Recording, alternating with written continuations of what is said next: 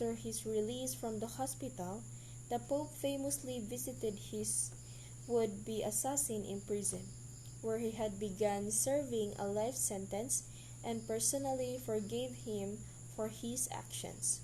The next year, another unsuccessful attempt was made on the Pope's life, this time by a fanatical priest who opposed the reforms of Vatican II.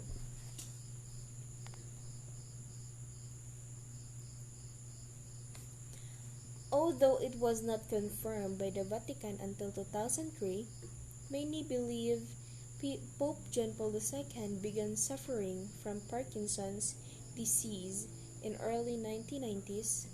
He began to develop slurred speech and have difficulty walking. Though he continued to keep a physically demanding travel schedule, in his final years, he was forced to delegate many of his official duties, but still found the strength to speak to the faithful from a window at the Vatican. In February 2005, the Pope was hospitalized with complications from the flu. He died 2 months later.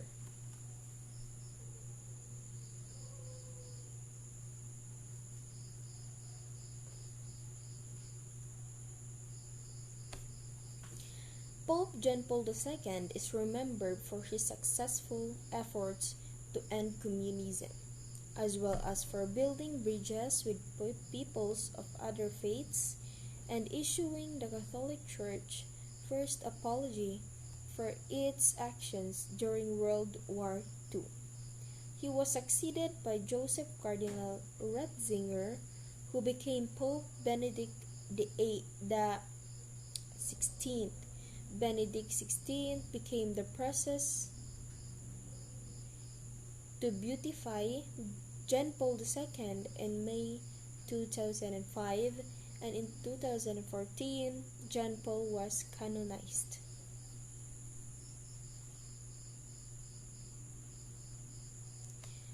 Wojtyla's childhood coincided with the only period of freedom that Poland would know between 1972 and 1989.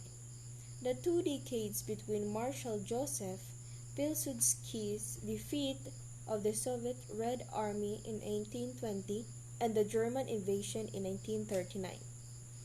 Wojtyla thus grew up experiencing national freedom but also understanding its vulnerability.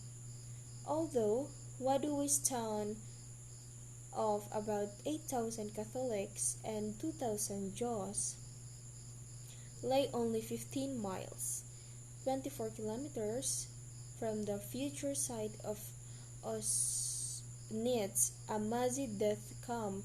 There was apparently little anti-Semitism in the town before the war. One of Wojtyla's close boyhood friends was a son of the leader of Wadowice's Jewish community.